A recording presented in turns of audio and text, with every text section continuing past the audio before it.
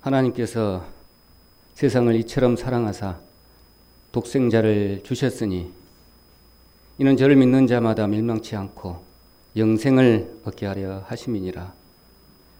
영생은 곧 유일하신 참 하나님과 그의 보내신 자 예수 그리스도를 아는 것이라고 하신 주님의 말씀을 쫓아서 오늘 이 머리 숙인 거룩한 성도님들, 주님께서 사랑하심으로, 오직 주께서 저희를 사랑하심으로 이 자리를 있게 하신 줄 믿습니다.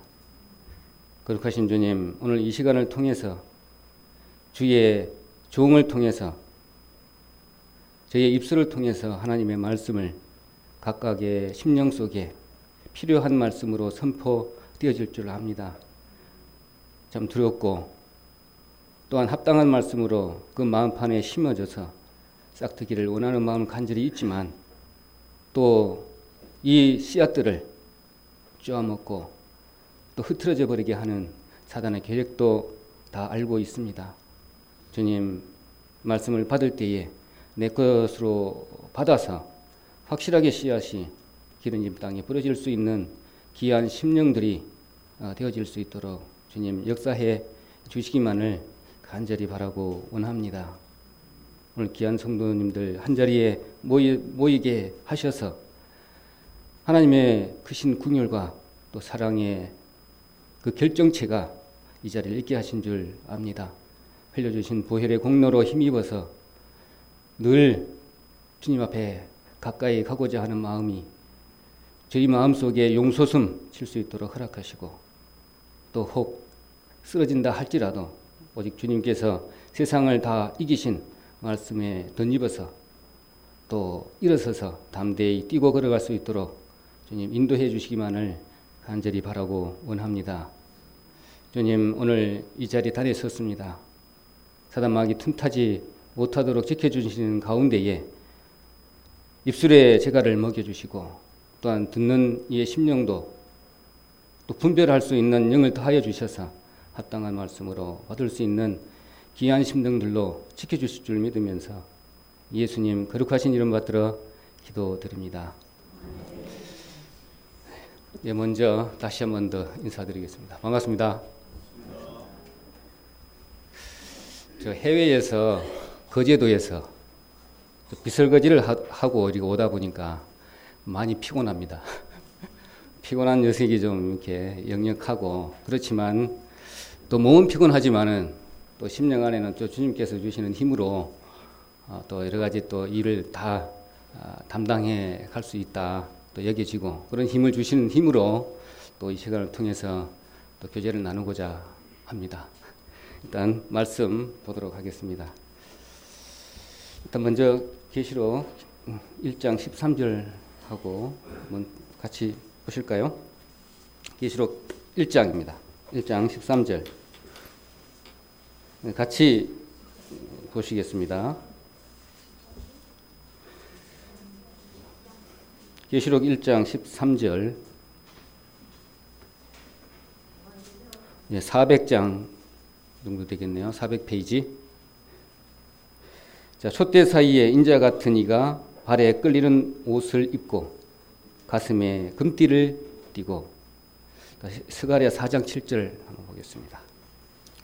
스가랴서 4장 7절 말씀. 성경 페이지로 1315페이지입니다.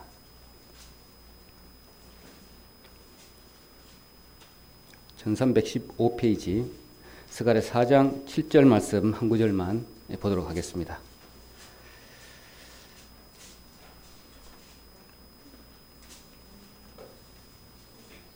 자, 같이 읽도록 하겠습니다. 큰 산아, 네가 무엇이냐? 네가 수르바벨 앞에서 평지가 되리라. 그가 머릿돌을 내어 놓을 때에 무리가 외치기를 은총이 그에게 있을지어다 하리라 하셨고, 두 말씀만 이렇게 봤습니다. 제가 이렇게 쭉 말씀해온 이렇게 내용들을 이렇게 보니까 공부하는 가운데에 벌써 6번째가 되더라고요. 그런데 오늘 이렇게 이 말씀을 주신 게 자, 제가 여기 있다가 거제도를 가고 난 이후에 이 말씀을 또 이렇게 많이 생각이 나더라고요.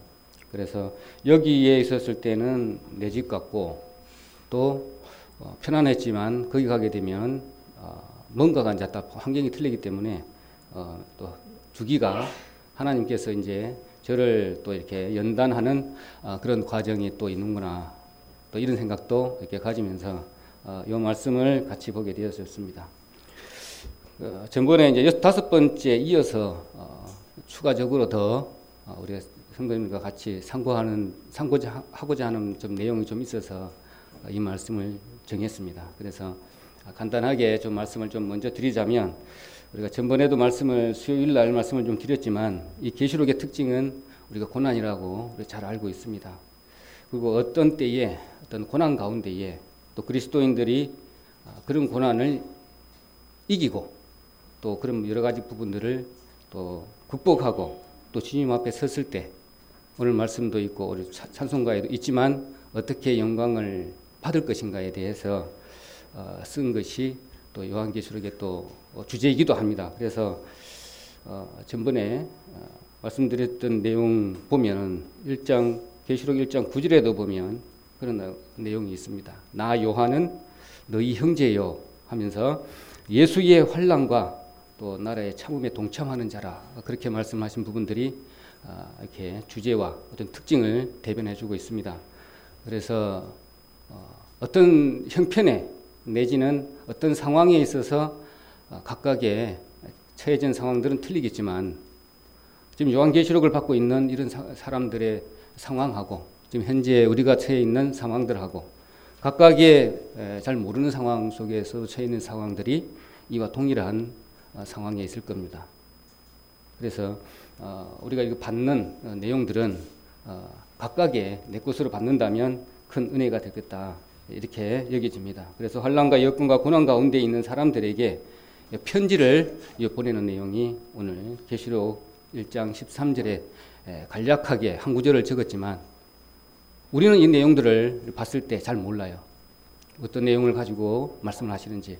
그런데 그 내용들이 구약에 이렇게 딱 숨겨져 있기 때문에 그렇습니다. 그렇지만 계시록을 받아보는 초대교회, 핍박을 받고 이런 상황에 있는 사람들은 그 내용들을 너무나 잘 알아요.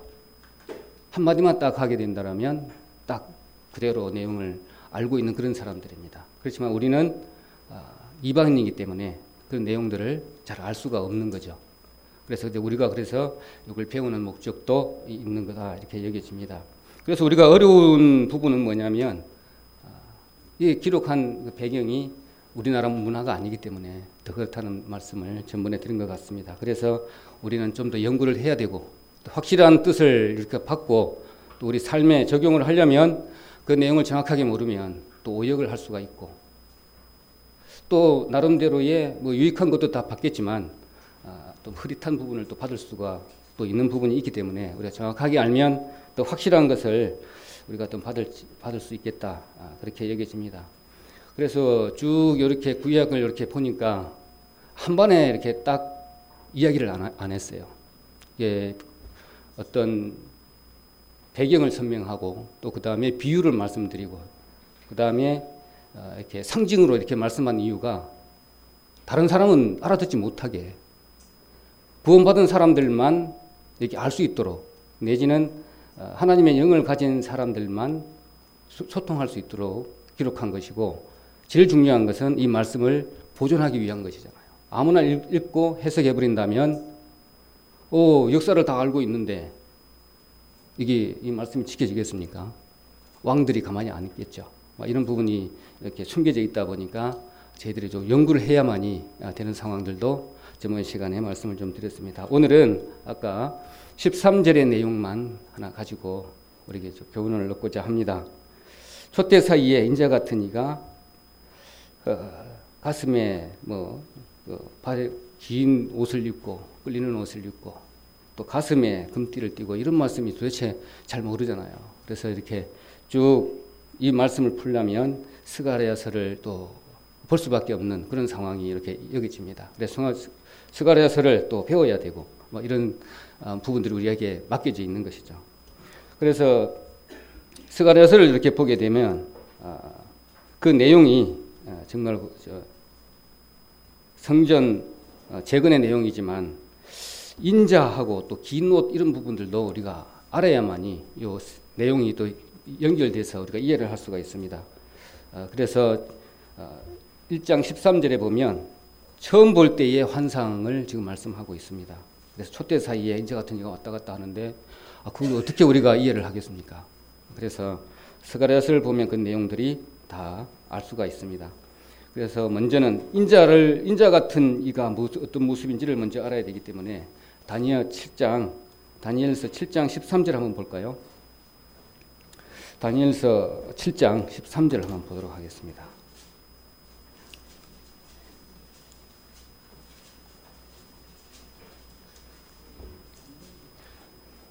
다니엘서 7장 13절.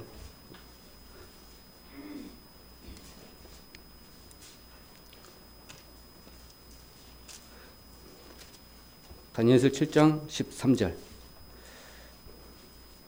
자, 내가 또 밤 이상 중에 보았는데 인자 같은 이가 하늘 구름을 타고 와서 옛적부터 항상 계신 자에게 나와 그 앞에 인도되매 이렇게 되어져 있습니다.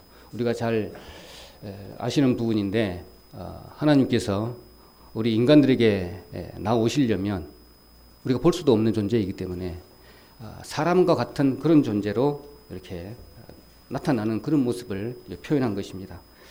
그리고 그 다음에 긴 옷이 나오잖아요. 발에 끌리는 옷. 이것도 좀 알아야 되잖아요. 우리가 잘 알고 배웠던 게 때문에 다시 한 번 더 말씀을 드리면 세 가지를 이렇게 상징하고 있잖아요. 대제사장의 모습, 왕의 모습, 내지는 선지자의 모습, 이 세 가지를 이렇게 머리를 좀 떠올리고 이렇게 말씀을 접하면 또 빨리 이해가 될 줄 믿습니다. 그래서 이것을 해석을 또 이렇게 해 간다라면 참 애매모호한 것 같아요. 뭐냐면 편지를 받아오는 사람들이 또 주님께서 왜 이런 모습을 보여주고 이렇게 기록을 또 했을까? 또 내지는 또 이렇게 편지를 받아보게 이렇게 이런 내용을 받아보게 했는가? 이것을 좀 우리가 좀 간단하게 이해를 해야 될 것 같습니다. 그렇게 보니까는 이게 스가랴서의 8가지 환상 중에서 4번째, 5번째 오늘 보고자 하는 그 환상의 이야기를 우리 지금 하고자 하는 내용입니다. 왜 인자 같은 이가 발에 끌리는 옷을 입고 촛대 사이로 왔다 갔다 하는지를 또 이렇게 설명해 주는 것이 또 스가랴서이기 때문에 그렇습니다. 그래서 스가랴서만 한번 보고 그 이후로는 찾지 않고 제가 다 쭉 속도를 내서 그렇게 가도록 하겠습니다. 스가랴서 3장 한번 보겠습니다. 스가랴서 3장만 한번 더 찾도록 하겠습니다. 이건 제가 읽도록 하겠습니다. 눈으로 따라 읽으시면 되겠습니다. 스가랴 3장. 대제사장 여호수아는 여호와의 사자 앞에 섰고 사단은 그 우편에 서서 그를 대적하는 것을 여호와께서 내게 보이시니라. 여호와께서 사단에게 이르시되 사단아 여호와가 너를 책망하노라. 예루살렘을 택한 여호와가 너를 책망하노라. 이는 불에서 꺼낸 그슬린 나무가 아니냐 하실 때에 여호수아가 더러운 옷을 입고 천사 앞에 섰는지라. 여호와께서 자기 앞에 선 자들에게 명하사 그 더러운 옷을 벗기라 하시고 또 여호수아에게 이르시되 내가 네 죄가를 제하여 버렸으니 내게 아름다운 옷을 입히리라 하시기로. 내가 말하되 정한 관을 네 머리에 씌우소서 하매 곧 정한 관을 네 머리에 씌우며 옷을 입히고 여호와의 사자는 곁에 섰더라. 계속 읽어가겠습니다. 여호와의 사자가 여호수아에게 증거하여 가로되 만군의 여호와의 말씀에 내가 만일 내 도를 준행하며 내 율례를 지키면 내가 내 집을 다스릴 것이요 내 뜰을 지킬 것이며 내가 또 너로 여겨 섰는 자들 중에 왕래하리라. 10절까지 읽도록 하겠습니다. 대제사장 여호와야 내가 내 앞에 앉은 내 동료들은 내 말을 들을 것이라. 이들은 예포의 사람이라. 내가 내 종순을 나게 하리라. 만군의 여호와가 말하노라. 내가 너 여호와의 앞에 세운 돌을 보라. 한 돌에 7 눈이 있느니라. 내가 새길 것을 새기며 이 땅의 죄악을 하루에 제하리라. 만군의 여호와가 말하노라. 그 한 날에 너희가 각각 포도나무와 무화과 나무 아래로 서로 초대하리라 하셨느니라. 우리의 처음부터 끝까지 이렇게 있어야 될 상황들을 이 한 장에다가 다 함축돼서 이렇게 말씀하신 것 같습니다. 그래서 요 간단하게 설명을 하자면 하나님이 계시고 우편에 사단이 있습니다. 그리고 왼쪽에는 여호수아가 있습니다. 그런 모습을 지금 표현하고 있습니다. 그런데 사단은 불에 그을른 시커먼 여호수아라고 송사를 하는 내용이 봅니다. 그렇지만은 사단이 그렇게 송사를 하고 있지만 하나님께서는 사단에게 책망하는 내용이 있고 그 다음에 옷을 갈아입히고 이런 내용이 좀 적혀져 있습니다. 그래서 스가랴서는 이 이스라엘 민족이 바벨론에 풀어갔다가 돌아와서 수룹바벨 총독을 중심으로 해서 예루살렘이 불탔잖아요. 불타고 난 이후에 솔로몬이 지은 성전이 불타버렸잖아요. 그것을 다시 재건하는 성전 재건의 내용이 스가랴서인데 그 내용 한 부분을 지금 기록하고 있습니다. 그래서 반대하는 세력들 때문에 한 16년 동안이나 지체가 됐어요. 그러고 난 다음에 4년 동안에 거쳐서 재건하다 보니까 한 20년이 이렇게 걸린 것이죠. 그런 상황 속에 하나님의 말씀을 이렇게 증거하는 내용들로 봅니다. 그래서 지금 그 이스라엘 민족은 바벨론 포로 갔다가 온 상태이기 때문에 불에 거슬려서 이렇게 숫덩이가 된 상태, 그 상태를 지금 여호수아를 통해서 이렇게 보여주고 있는 내용입니다.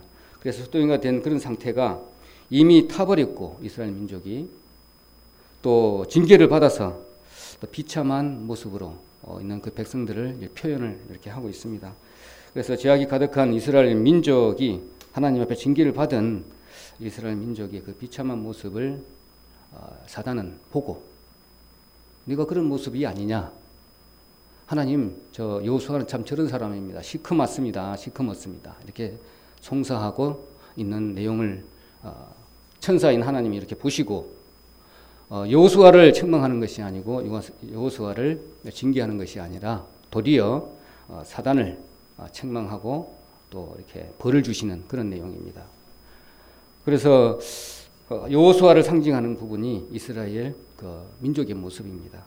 그를 이스라엘 민족을 그렇게 하나님 앞을 범죄하고 하나님을 등지고 이렇게 갔지만 하나님께서 더러운 옷을 갈아입혀서 또 구원의 옷, 의의 옷을 입혀서 다시 하나님께서 이렇게 일으키시고 하는 내용이 지금 오늘 보고 있는 그런 말씀입니다. 어떻게 보면 이렇게 딱딱 서 있어요. 세 분이 이렇게 서 있는데 어떻게 보면 어전회의와 같은 그런 모습을 이렇게 연상할 수도 있습니다. 하나님 앞에 계시고 사단이 옆에 딱 지켜보고 있습니다. 또 여호수아가 옆에 있습니다. 이스라엘 민족을 대표하고 있죠. 또 예수님으로도 볼 수가 있습니다. 이렇게 본 내용을 연상시켜서 이렇게 말씀을 참고하면 더 이해가 될 것입니다. 그리고 이게 쭉 있다 보니 더러운 옷을 또 다시 갈아입혔잖아요.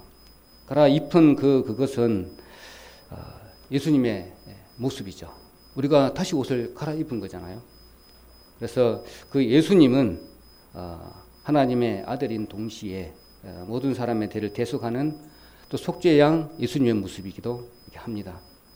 그래서 요한복음 1장 29절에 보라 세상 죄를 지고 가는 하나님의 어린 양이로다 이 말씀하고 이렇게 연계가 되는 것이죠. 그래서 십자가에 달린 예수는 시커먼 그을린 그런 예수로 우리가 여기 말씀을 통해서 볼 수가 있습니다. 그래서 온 세상 모든 사람의 죄를 뒤집어 쓴 존재의 예수님을 이렇게 상징하고 설명하는 내용이 오늘 스가랴서 본 내용입니다. 그래서 여기서 한번 말씀을 우리가 잘 알고 있지만은 또 여호수아가 우리가 출애굽해서 또 가나안으로 인도한 그 여호수아가 아니라는 것 당장 알 수가 있습니다.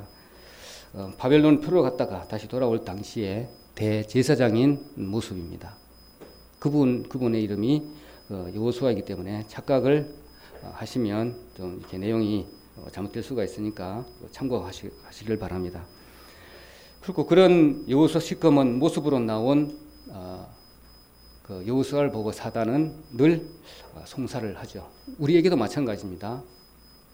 그래 하나님께서 시커먼 모습으로 가서 은혜를 입고 옷을 갈아입고 이렇게 지금 하나님 앞에 나왔는데 그럼에도 불구하고 항상 사단에 져서 또 시커먼 모습으로 또 쓰러지고 내지는 넘어지고 또 아무것도 아닌 것에 마음이 또 상해서 또 좌절하고 또 이런 부분들을 많이 봅니다. 이런 말씀에도 동일하게 우리가 적용을 해서 하게 됩니다. 그럼 보면 어떻게 됩니까? 하나님이 앞에 계시고 옆에 사단이 있어요. 너 그런 모습이 아니냐 이렇게 송사할 때 하나님께서 분명히 사단에게 책망했듯이 우리가 거기에 넘어가서는 안 되는 것이죠. 오직 하나님께서 하나님의 은혜로 보혈의 공로로 의의 옷과 또 거룩한 우리를 이렇게 해주신 주님의 공로만을 믿는다면 이런 말씀에 이렇게 현혹되지도 않을 것이다. 이렇게 교훈 받으면 되겠다 싶습니다. 스가랴 보면 3장 보면 만군의 여호와의 말씀이 내 도를 지키면 내 율례를 지키면 내가 내 집을 다스릴 것이요. 이렇게 쭉 말씀하시면서 8절에는 종순이 나오고 또 9절에 보면 한 돌이 나오고 7눈이 나오고 또 이 땅을 하루에 죄악을 하루에 제하리라 이렇게 아까 말씀을 읽은 내용이 나옵니다. 이런 부분을 보면 아까 긴 옷을 입고 계시록 13장 내용하고 이렇게 연관을 이렇게 지어봐야 됩니다. 그래서 돌을 보라. 한 돌에 7눈이 그렇게 말씀을 하고 있는데 7눈을 이야기하면서 하루아침에 어떻게 온 세상의 죄를 없앨 것이다. 이렇게 말씀을 하고 있는 부분이 나옵니다. 그래서 하루아침에 온 세상의 죄를 없앨 수 있을까? 물을 통해서 돌을 통해서 이 말씀은 돌에 대해서 알아야만이 이렇게 좀 우리가 이해할 수 있잖아요. 그래서 7눈이 무엇인가의 내용을 알면 이것을 잘 우리가 알 수가 있을 것입니다. 성경에 보면 우리 돌의 표현을 보면 두 가지로 이렇게 설명을 한 것들을 우리가 알 수가 있습니다. 한 가지는 율법을 말씀을 하고 계시고 한 가지는 예수님 자신을 이렇게 가리키기도 하는 말씀으로 우리가 알고 있습니다. 시편 118편 22절에 보면 건축자의 브랜돌이 집 모퉁이의 머릿돌이 되셨나니 이 말씀하고 연관지어서 이렇게 말씀을 받을 수가 있습니다. 그리고 여기에도 연관된 말씀이 출애굽기 17장 6절에 보면 하나님께서 그 백성들이 목말라 했을 때 바위를 깨서 물이 나온 부분도 이와 연관된 말씀입니다. 그래서 호렙산 반석을 깼을 때 생명 되신 물이 생명인 그 물이 그 반석을 통해서 나온 것처럼 그와 말씀을 이렇게 같이 받는다면 그 연관지어서 생각할 수도 있습니다. 그래서 이 말씀을 또 대변해 주는 부분들이 돌과 또 7눈이 또 이렇게 눈에 관련해서 설명 보조적인 말씀이 뭐냐면 고린도전서 10장 3절 4절 말씀입니다. 찾지 않으셔도 됩니다. 다 같은 신령한 물을 먹으며 또 다 같은 신령한 음료를 마셨으니 이는 저희를 따르는 신령한 반석으로부터 마셨음에 그 반석은 곧 그리스도라고 말씀하셨습니다. 그럼 바로 돌이 무엇인지 바로 알 수가 있습니다. 그 돌은 예수님이 이제 당장 아시겠죠. 스가랴서에 나오는 7의 돌 7눈이 있다고 표현하고 있는데 다른 그 이스라엘 민족이 성경을 번역한 그 탈급역이라고 있습니다. 탈급역이라고 있는데 그 내용을 보면 여기에 탈급역의 눈이라는 부분을 게이트라고 표현하고 있습니다. 게이트. 이게 문이죠, 문. 문은 열어야 되잖아요. 예, 그런 뜻을 가지고 있습니다. 히브리어는 아인이라고 해서 눈도 되고 물도 되고 이 뜻을 같이 사용을 한답니다. 그런 부분에 있어서 보충적인 말로 이렇게 설명을 해본다면 좀 이해가 될는지 모르지만 팔레스타인 지역에서는 물이 없는 지역이잖아요. 그러다 보니 물을 찾을 수 있는 안목이 있는 사람만이 거기 지방에서는 살아남을 수가 있어요. 그러다 보니까 물하고 눈을 이렇게 혼용해서 쓴답니다. 그러다 보니까 창세기 민수기에 이렇게 보면 물을 다 눈으로 한 단어로 표현을 하고 있습니다. 그것도 아마 반증하는 그런 증거가 될 수도 있습니다. 그래서 눈이라는 단어가 물을 상징하기도 하고 게이트를 이렇게 상징하기도 이렇게 합니다. 그래서 문은 여는 것이죠. 그래서 예수님이 돌을 깨트려서 생명 대신 물을 줬잖아요.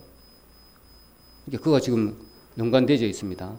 그리고 시내산에서 그 십계명을 가져올 때도 돌을 깨뜨린 부분하고 이 돌이 깨진 부분하고 이게 연관되어서 이렇게 은혜를 받으면 생각해 보면 우리가 이해가 될 것입니다. 그래서 구약이 이렇게 어떻게 해석이 되어져 가느냐 그거 본다면 이런 것이죠. 한 가지를 딱 끄집어내서 선지자를 통해서 돌은 이런 것입니다 라고 이렇게 설명한 것이 없더라고요. 항상 이렇게 조금씩 구체화시켜가고 또 반복적으로 또 이야기를 하고 이렇게 해서 한 내용들을 알 수 있도록 이렇게 설명해 가는 부분이 있습니다. 그래서 신약만 가지고는 알 수가 없고 또 구약을 알아야만이 앞에 것이 풀리고 또 뒤에 것이 또 알아지고 이런 부분들이 있기 때문에 우리 목사님께서 항상 연구하고 저희들에게 그런 부분들을 연구한 결과를 우리가 받을 수 있는 것 같습니다. 자, 이렇게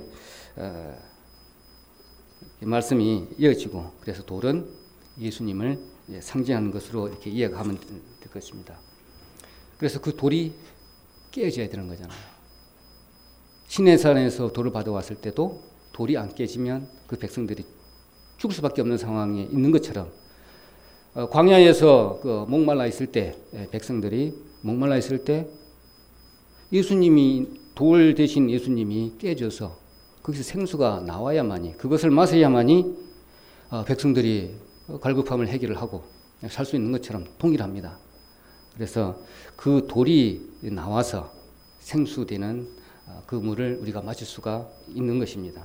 그래서 그 돌이 깨진과 동시에 메시아가 깨진과 동시에 또 율법이 깨지고 이 말하고 똑같습니다. 돌이 깨져야 율법이 깨져야 백성이 사는 것처럼 우리도 우리 자신이 깨져야 되는 것이고 이런 부분하고 계속 연관되어져서 이 말씀이 함축되어져서 저희들에게 주시는 그런 부분입니다.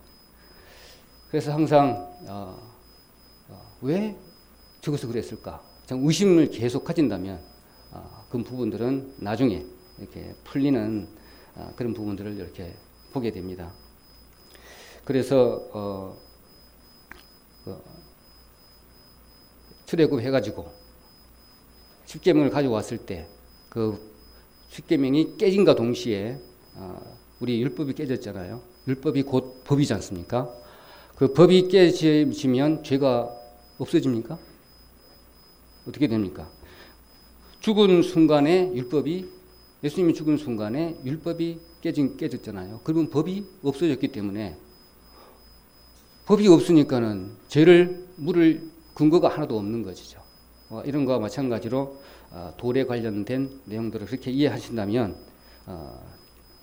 이해가 되겠다 이것입니다. 그래서 율법이 있으면 죄가 있는 것이고 또 법이 없으면 죄가 없는 것처럼 돌에 관련된 사항, 돌에 깨진 부분의 물에 관련된 사항, 그 다음에 돌이 예수님이라는 사실, 그래서 그것이 물이 나온과 동시에 그것이 문이 열리는 표현, 아까 물은 동일하게 같이 쓴다. 이런 내용이 이렇게 한 부분으로 축약되는 부분으로 이렇게 봅니다. 그래 그 물이 곧 생명이다. 이런 부분이 우리가 이해가 됩니다. 그리고 이렇게 하루아침에 온 세상의 죄를 씻어버릴 것이다라고 아까 마지막에 말씀을 읽은 내용이 뭐냐면 예수님 십자가에 죽으심과 동시에 그것이 다 이루어진 것이잖아요. 돌이 깨진과 동시에 그다음 율법이 깨지고 그것과 마찬가지로 백성들이 다른 삶을 기회가 도로 또 얻는 것이고 예수님 입장에서는 무엇이냐 그러면 그 깨진과 동시에 죽음과 동시에 다 이루었다 하는 것들이 다 이루어진 것이잖아요. 그렇게 되면 스가랴의 말씀들이 다 이루어진 그런 내용으로 이렇게 봐집니다. 자, 그래서 구원과 심판이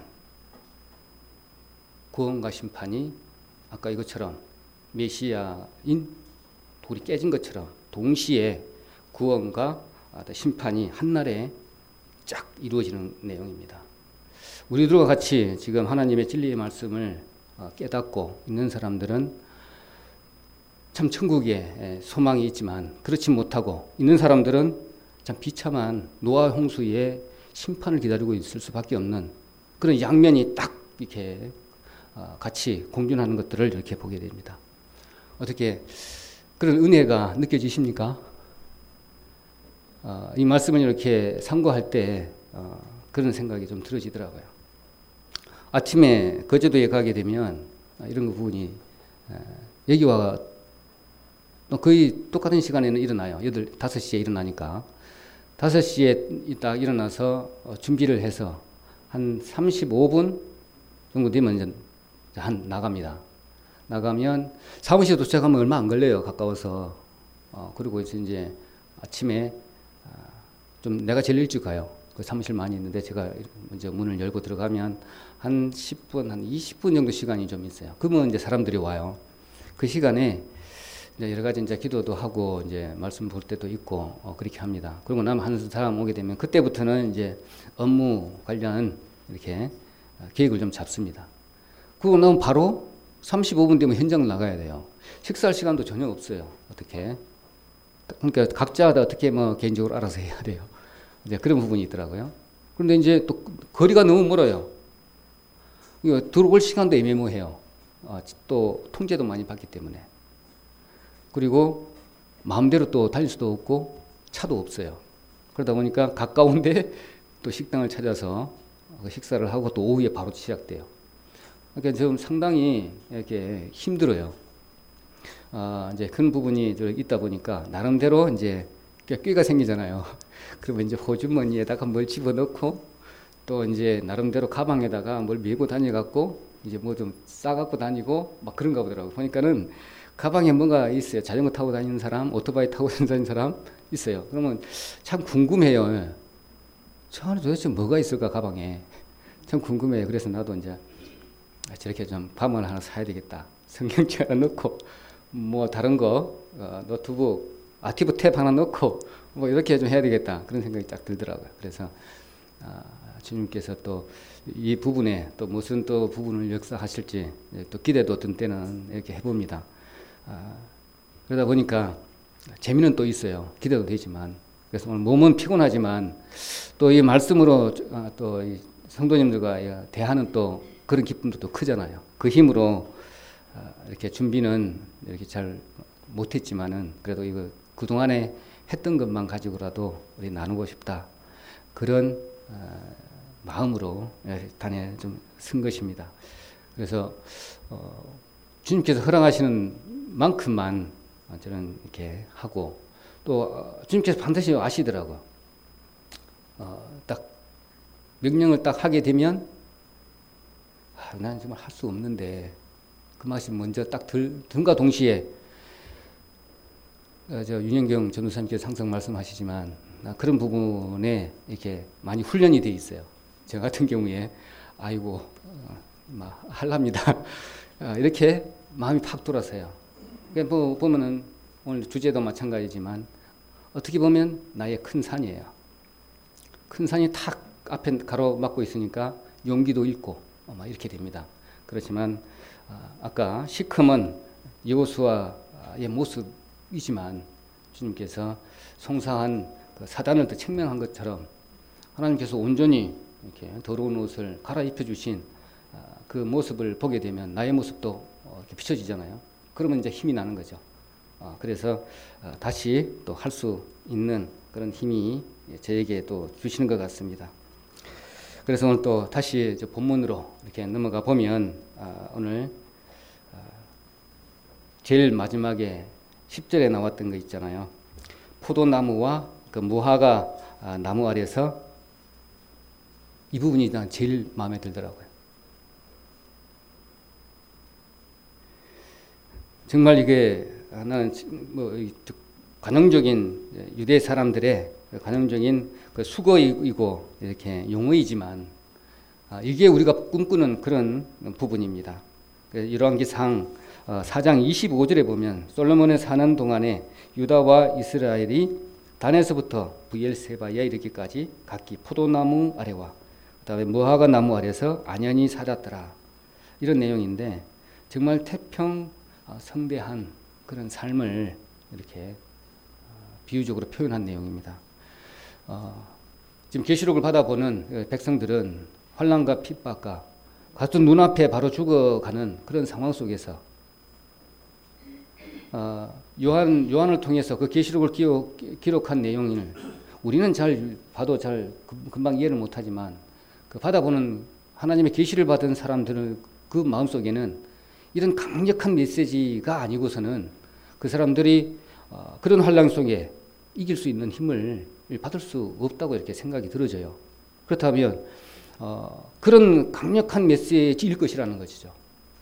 곧 사자밥이 되어져 버리고 십자가에 못 박아 가지고 불에 태워 죽이고 죄도 없는 부분에서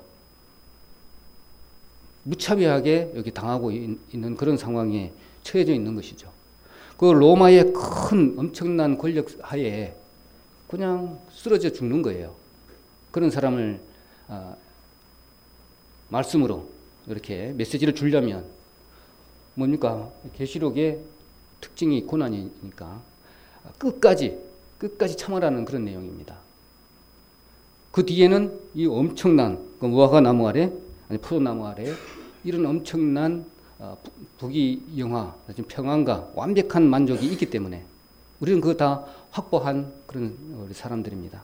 그래서 그것을 보게 되면 이런 환난은 이런 것들은 아무것도 아니고 잠시의 시간이다. 이런 말씀을 이렇게 통해서 우리가 받을 수가 있습니다. 그래서 이 환상을 통해서 이렇게 보여주는 이 내용이기도 이렇게 한 것입니다. 그래서 이렇게 환상으로 보여주니까 잘 몰라요, 내용을. 근데 알고 보면 정말 또 이렇게 쉽게 우리는 이해할 수 있을 것입니다. 다른 사람들은 잘 모르지만 성령께서 이렇게 깨달음을 주시기 때문에 우리들은 충분하게 이해할 수 있을 거라 생각이 들어집니다. 여기서 예전에 말씀을 한번 말씀을 드린 것 같은데 이런 부분이 있더라고요. 이 말씀을 보다 보니까 우리 천하제일의 명이 생각이 좀 나더라고요. 우리 편작이라고 있더라고요. 보니까 그 편작에게는 의사가 형이 2명이 있답니다. 그러면 3사람이 의사인 거예요.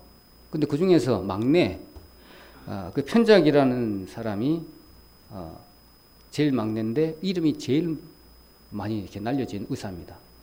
그 의사가 한나는 그 윗나라에 살았는가 본데 삼형제 중에 누가 의술력이 제일 좋은가 물었을 때 물어보니까 2형이라고 그 윗나라 왕한테 얘기를 했어요. 그러다 보니까 의아해한 거잖아요.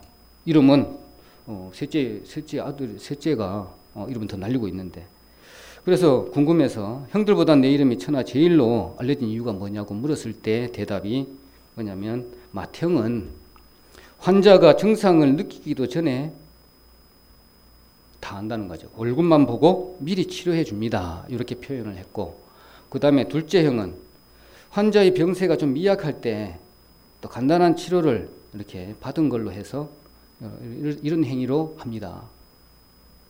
그러면 너는 어떻게 되느냐 이렇게 물어봤을 때 나는 참 정말 궁금했을 것 같아요. 위나라가. 그러면 더 궁금한 그 편작 그럼 너는 용해진 이유가 뭐냐고 물었을 때 나는 병이 아주 커져서 그러면 심한 고통을 느낄 때 비로소 이렇게 알아본답니다.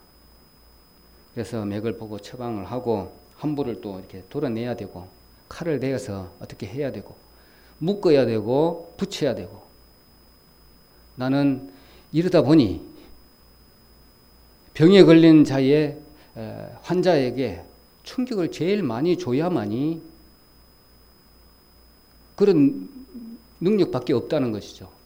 그러다 보니 충격을 많이 주고 고난을 많이 주고 아픔을 많이 줘서 내 이름이 더 많이 나갔습니다. 그래서 유명해졌습니다. 라는 말씀을 했을 때 주님께서 항상 그러시는 것 같아요. 저에게도 우리가 영적으로 산다고 이렇게 하지만은 미세한 음성을 들었을 때 그때 직시하고 막 돌아서면 이것처럼 마취형처럼 증상만 보고도 이렇게 치료하는 것처럼 우리가 다 주님께서 이사야 53장 5절 6절에도 말씀하셨지만 다 나음을 주셨잖아요. 그렇기 때문에 충분하게 그런 능력을 우리에게 주신 거예요. 좀 증상이 좀 커졌어. 그럼 둘째겠죠. 그런데 편작 같은 경우에는 이제 함부를 드러냈을 정도로 영적인 병이 들어버렸어요. 이제 그렇게 되면은 이제 하나님께서 손을 대야 되는 거예요. 이제 칼을 대서 도려내야 되고 또 다른 처방을 또 해야 되고 또 멀리 가서 발품을 팔아서 또 이렇게 돌아다녀야 되고 이런 부분을 이렇게 이렇게 해봤을 때 이 말씀하고도 또 이렇게 동떨어진 말씀이 아니다 이렇게 여겨집니다. 여기에 보니까 가운데에 촛대가 있어요. 촛대가 이렇게 우리 촛대 잘 배웠으니까 이렇게 압니다. 촛대 사이에 두 감람나무를 표현을 이렇게 딱 해놨습니다. 이쪽에 한 나무, 이쪽에 한 나무.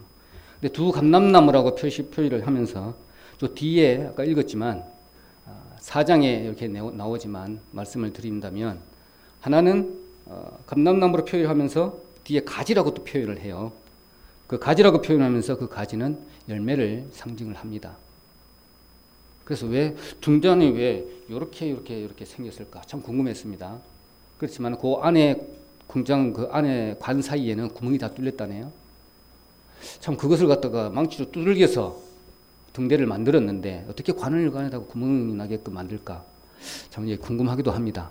그래서 등잔은 불을 피우는 것인데 감람류를 거기다가 계속 통해져 있어야만이 거기다 기름을 넣어서 계속적으로 불을 피울 수가 있잖아요. 그 감람류는 우리 성령을 말씀하기도 이렇게 대표를 하기도 하지만 우리가 이렇게 우리 몸이 성전이잖아요. 지금 스가랴에서도 성전을 건축하는 재건하는 그런 부분과 지금 말씀을 하고 있는데 그 불타버린 성전을 예전에는 그 솔로몬 성전이 얼마나 화려했습니까? 그 이후에 스룹바벨 성전을 성전하고 보니까 또 그때 성전하고는 이렇게 잽이 안 되는 거예요. 봤을 때. 그러다 보니까 참 시시하게 보이고 또 그런 내용도 다 나옵니다. 시시하게 보이기도 하고 이게 우리 구원받은 하나님의 성도들, 백성들을 보겠으면 외부 사람들이 봤을 때 로마 사람들이 봤을 때 그리스도들을 보니까 하찮은 거예요. 그러니까 마음대로 죽이고 이렇게 했던 것이죠. 그 내용이 여기에 지금 스가랴서 내용입니다. 그렇지만 그거 참아라는 것이죠. 엄청난 뒤에 하나님의 빽이 기다리고 있다. 16년 동안이나 걸려서 늦게 성전이 재건이 되었지만은 반드시 어제도 계시고 지금도 계시고 장차 올 자 이것이 뭐냐면 반드시 그 일을 이루어주시겠다는 것이죠. 하나님이 직접 누구를 통해서 스룹바벨을 통해서 하시겠다는 내용입니다. 그것을 함축적으로 이렇게 발에 끌리는 옷을 입고 촛대 사이에 인자 같은 이가 왔다 갔다 하는 그런 모습으로 표현하니까 우리는 잘 모르지만 편지를 받아보는 사람들은 다 알고 있는 내용이들이다. 그래서 힘을 주는 내용이 스가랴서 내용입니다. 그것이 함축되어져서 계시록 1장 13절의 내용이기도 합니다. 그래서 우리가 여기서 교훈을 이렇게 또 받는다면 아까 처음에 보았던 스가랴 4장 7절 말씀 큰 산이 이제 중요합니다. 우리에게는 정말 큰 산이 있습니다. 뭐냐면 로마 지금 압제하에 있는 이스라엘 민족들은 큰 산이 뭐겠습니까? 이스라엘 로마 사람 권력이겠죠. 우리에게 큰 산은 나 자신입니다. 나 자신. 내가 되는 것이고, 하나님께서 봤을 때의 큰 산은 성전 건축을 방해하는 자들이죠. 그러다 보니까 이런 상황에서 끝까지 참고 견뎌라. 하나님께서 반드시 각각의 성전인 개인의 신앙도 일으켜 주실 것이고, 그 다음에 성전 건축도 이루어 주실 것이고, 지금 짓고자 하는 바벨론 성전, 쓰러졌던 불타버렸던 예루살렘 성전을 다시 재건하실 것이다. 이런 내용으로 받으시면 되겠다 여겨집니다. 어떻게 설명이 되는지 모르겠지만 좀 제가 이렇게 남에게 설명하고 이런 부분이 좀 약한 것 같아요. 내가 가만히 이렇게 보면 내가 설명해놓고 다시 한번 물어봐요. 근데 내용을 잘 몰라. 엉뚱하게 이해하고 있어요. 그래서 내가 안전교육을 합니다. 안전교육을 하는데 잘 이해가 되는 건지 저 뒤에 사람한테 물어봐요. 그러면 내가 지금 몇 가지를 이야기를 했는데 한 가지만 좀 이야기를 해주세요 하고 물으면 또 엉뚱한 이야기를 해요. 그래서 종종 잘 알아들었습니까? 라고 얘기를 합니다. 그러면 그때서야 또 이제 압니다. 그럼 다시 또 마지막에 다시 또 재정리를 해줘요. 오늘 5가지 이야기를 했습니다. 이렇게 얘기를 해요. 그러면 한 가지, 몇 가지 접어줘요. 그럼 그때서 이제 알아요. 그래서 거기에 관련된 제가 안전교육 때 하는 말씀 중에 한 가지를 말씀 좀 드리면 이겁니다. 정말 스스로 자율적으로 스스로 마음에 일어나는 마음으로 모든 행동을 해야 되는데 안전관리자나 내지는 관리자가 눈에 보일 때는 하고 안 보일 때는 등한시하고 아예 조금 지나가면 아예 내팽개쳐버려요. 그것이 어디서 올까? 우리는 이제 다 알고 있잖아요. 왜 그러는지. 그래서 구조적인 부분에 우리 있잖아요. 지배적인 구조가 영이 혼을 지배를 하고 혼이 우리 육체를 지배하기 때문에 또 가장 기능적으로 이렇게 완벽하게 분류는 할 수는 없지만은 영적인 부분에 그 양심이 나를 법이기 때문에 나를 통제를 합니다. 통제를 하는데 그 안에 마음판에 마음이라고 한다면 우리 양심 부분하고 혼적인 부분이잖아요. 그 마음판에 뭐가 좀 심어져 가지고 힘이 있어줘야 되는데 그 힘이 없는 거예요. 원리도 모르고. 그래서 우선은 원리부터 일단 가르쳐 줍니다. 네가 당신이 왜 교육 시간에 잠자고 있는지 이유를 아느냐, 내지는 왜 이렇게 뭐 하라고 그러는데 안 하는 이유가 어디서부터 이루어지는 것이냐. 지금 안전교육이나 이렇게 설거지 석상에서 하나님 말씀을 이렇게 드리고 있는데 귀에 안 들어오는 이유가 어디에 있느냐. 이제 그것을 실질적으로 얘기를 해줬어요. 뭐냐면 그동안에 습관이 있는 거예요. 그리고 감정, 의지, 생각, 의지, 지식, 습관 모든 것들이 혼적인 부분에서 이렇게 쌓여요. 그래가지고 나라는 모습이 그 안에 딱 숨어져 있지요. 그래서 이쪽에 양심이라는 부분이 이놈을 통제를 합니다. 통제라기보다는 간섭을 하게 되죠. 법이니까. 근데 육체는 그렇게 안 하려고 그래요. 지금까지 해온 습관이 있기 때문에. 이 두 힘이 맨날 싸워요. 싸우는 힘을 딱 이제 원리를 가르쳐주고 딱 심어줘요. 오늘 말씀을 주신 거와 마찬가지로 마음판에다가 딱 심어줍니다. 그럼 이것이 이제 그때부터는 이제 싹이 나요. 그리고 이것이 잘 안 돼요. 처음에는 한 번 더 딱 심어줘요. 그렇게 되면 이제 이 사람은 그 양심의 통제를 받아서 이렇게 하면 안 됩니다라는 소스를 마음판에다가 탁 심어주면 그것이 작용을 해서 스스로 알아서 합니다. 이제 그것이 이제 어느 주기냐? 한 달 주기예요. 잘 작용하는 주기가. 그 양심이 예리해질 때가 있잖아요. 막 받았을 때, 막 성령 충만해가 있을 때가 예리해졌다고 본다면 뭉뚱그려져 있어요. 뭉뚱그려져 있다는 것은 말씀이 들어와도 힘이 쭉 빠져버린 거예요. 성령이 소멸한 상태라고 볼 수가 있잖아요. 그건 또 안전 불감증이잖아요. 이제 불감증의 상태가 이제 병이 든 거예요. 어떻게 보면. 그럼 이것을 또 예리하게 해주려면 안전 교육을 또 해야 돼요. 그럼 우리는 매주 먹으니까 그나마 안전한 거예요. 그래서 그 사람들은 어떻게 돼요? 한 달에 한 번 보는 거예요. 이게 이제 정말 힘들어요. 그러니까 주기적으로 이게 심어줘야 돼, 마음에다가. 우리도 마찬가지로, 잊어버렸던 것을 하나님 말씀을 통해서 처져 있는 양심, 내지는 무뎌져 있는 양심을 예리하게 꼿꼿이 세워서 해놓을 필요가 있는 거죠. 우리는 군사이기 때문에 세상 사람들하고는 너무나 판이합니다.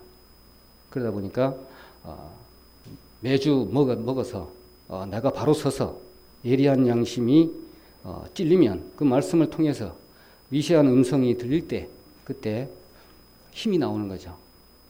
그러면 이 육체를 통제할 수 있는 이 마음 상태가 되어집니다.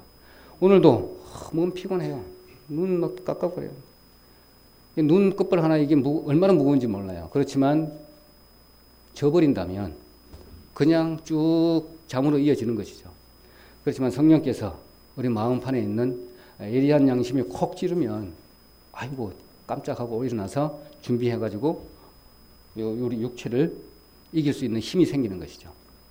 그걸 받는 시간이 지금 이 시간이라는 것이죠. 그래서 한 사람 한 사람 이렇게 줄줄줄 따라다닐 수가 없습니다. 어디로 가는지 어디로 갈지를 몰라요. 한 발자국 뛰는 순간에도 어떤 생각할지 어디로 갈지 칠지도 몰라요. 그리고 눈을 한번 이렇게 싹 돌렸는데 싹 정보가 들어와요. 그럼 내가 무슨 생각을 할지 어디로 갈지를 아무도 몰라요.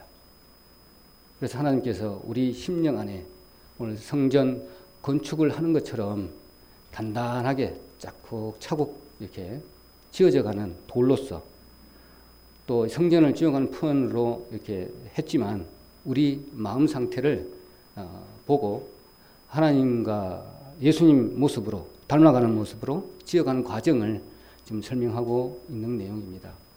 그래서 하나님께서 보시기에는 우리를 얼마나 귀하고 우리에게 소망을 다 주시는 것이죠. 이게 우리에게 다 걸어 놔버린 거죠. 어떻게 보면 그런 상황을 주시면서 우리 말씀을 통해서 우리 사람의 어떤 작용으로 통해서 하나님 앞에 나가는 방법, 세상에서 싸워서 이기는 방법, 또 마음에서 미세하게 움직이는 이런 것들이 어떤 것인지 이것을 알게 하셔서 눈에 보이는 대로 이렇게 나에게 메시지를 주게 되면 그것을 어떻게 할 수 있도록 힘을 주시는 것 같습니다. 오늘 나에게 이렇게 오늘 말씀처럼 큰 산이 내게 탁 닥쳤을 때 내 힘으로가 아니고 보니까 내 능력도 아니고 내 경제력도 아니고 또 내가 가진 것이 아니라 내 백도 아니고 오직 하나님의 신의로만 이것을 이길 수 있다고 말씀하신 것처럼 그런 것 같습니다. 하루아침에 내가 다 재워버린 것처럼 예수님께서 3일 만에 다시 부활을 하신 그 능력을 거룩함을 힘입은 자들만이 이 말씀을 누릴 수 있는 그런 내용이다 이렇게 여겨집니다. 마무리하자면 주님께서 늘 이런 부분이 생각이 나더라고요. 기도하는 가운데 그런 부분이 생겼어요. 나는 왜 주님께서 너는 너 마음에 송사하기를 나는 왜 이럴까 지금 그런 부분이 많이 생기잖아요. 왜 아직 자매는 저렇게 나를 저렇게 괴롭게 할까 내지는 그런 부분 많이 있잖아요. 손잡고 내가 교회 나가는 게 내 소원인데 왜 저럴까 그런 부분이 있어요.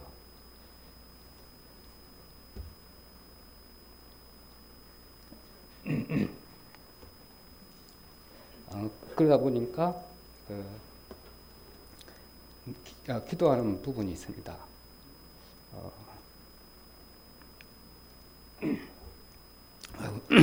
아이고 죄송합니다. 말씀은 이렇게 준비를 이렇게 하다 보니까 그런 부분이 생각나요. 오늘도 어제 그런 말 하더라고요. 어떤 영화를 이렇게 보고 있었어요. 그런데 열두 재앙인가 뭐 그런 거 있었어요. 그래서 내가 물어요. 우리 자매가 뭐 열두 재앙이 뭔지 아냐고 묻더라고. 그래서 그냥 저도 교회도 많이 다녔을 것인데 학교 다닐 때 그 얘기를 하더라고. 그래서 파리 재앙도 있고 피해 재앙도 있고 이해 재앙도 있고 뭐 많다. 10가지 재앙이나 있다. 마지막 얘가 장자 재앙인데 파리 재앙도 있어? 뭐 이러더라고요. 파리 재앙이 참 생소했는가 봐요. 그래서 바로 그냥 인터넷도 검색을 해보더라고요. 보더만 이게 있으니까 성경에도 이런 것도 있었나? 뭐 이렇게 얘기를 하더라고요. 이제 우리 옆에 딸이 들은 건 많이 있잖아요. 그러니까 이제 아빠 들으면 뭐 할 것 같으니까 옆에서 둘이서 소곤소곤 하는 얘기를 좀 들었어요. 그러니까는 담임 선생님이 이제 아빠에 대해서 이제 물었는가 봐. 이제 거제 갖고 일주일에 한 번씩 오고 뭐 그런다고 그러니까는 아빠는 뭐 교회 다녀? 뭐 이렇게 물어봤겠죠. 그건 알고 있는 것 같고 그러다 보니까 뭐 직분이 뭔지도 이제 물어봤는가 보더라고. 그러니까 이제 또 뭐 그것도 얘기했겠죠. 그러면 아빠는 교회 다니려고 집에 오는 거 아니냐? 그렇게 또 물으시더래. 그래서 아무튼 좀 많이 고민이 됩니다. 그래서 기도 제목도 그거지만 좀 강팍한 부분이 참 없잖아 있고 간혹 가다가 그런 부분이 있습니다.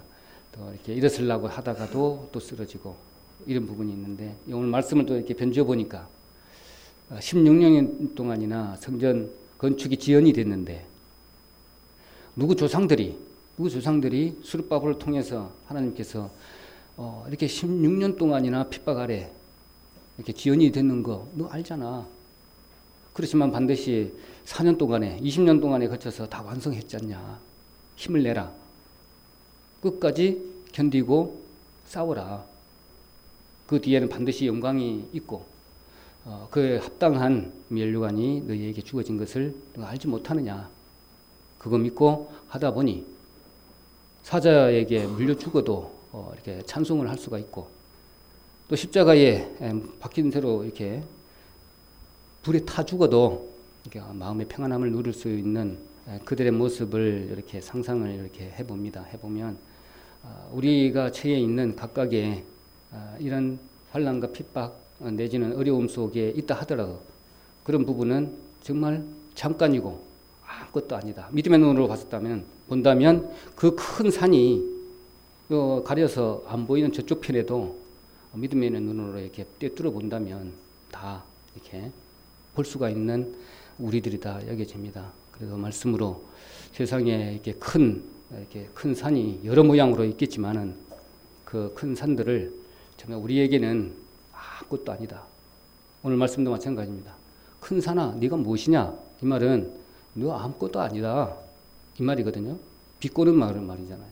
어떤 열등감으로도 표현되어 있지만은 그런 부분들은 각 개개인부터 나 육체부터 시작을 해 나간다면 단계적으로 주님께서 원하시는 성전이 지어가는 개개인 내지는 우리 교회를 말씀하고 있는 부분이니까 거기에서 교훈받고 이렇게 말씀을 정리한다면 오늘 큰 산에 대해서 이것은 아무것도 아니다.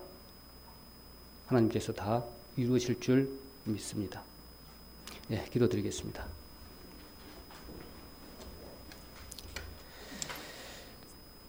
거룩하신 주님 감사드립니다. 오늘 마지막 때라고 일컫는 이런 시점에서 주님께서 원하시는 말씀인 줄 압니다.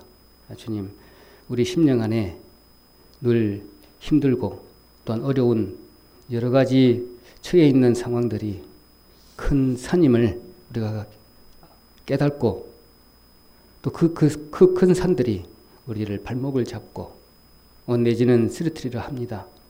주님, 큰 산을 볼 것이 아니라 오직 주님의 말씀에 비추어서 끝까지 참고 견디는 자만이 말씀에 의지해서 그 큰 산을 꿰뚫어 볼 수 있는 영의 눈을 또 마음의 눈을 떠주셔서 담대히 세상과 싸워 이길 수 있는 우리 저희들 모두가 될 수 있도록 주님 도와주시고 인도해 주시기를 간절히 바라고 원합니다. 거룩하신 주님, 날마다 동일한 하나님과의 삶이 아니라 좀 더 나아지는 삶을 통해서 세상과 더 싸워 이길 수 있는 힘들이 더 나아져서 오직 말씀에 붙잡힌 바 되어지는 삶을 통해서 주님께서 가장 원하시는 생선들을 주님께 바칠 수 있는 우리 저희들 모두가 되어지기를 또 원합니다. 주님, 오늘 말씀을 받을 때에 우리 심령 가운데에 싹이 트고 움이 나서 또 우리 육체를 담대히 또 이겨 나갈 수 있는 우리 마음의 힘을 더하여 주셔서 주의 일을 하는데 조금 더 부족함이 없도록 주님 인도해 주시기만을 간절히 바라고 원하면서 오늘도 이렇게 지켜주는 가운데 말씀을 선포할 수 있도록 도와주신 주님께 감사를 드립니다.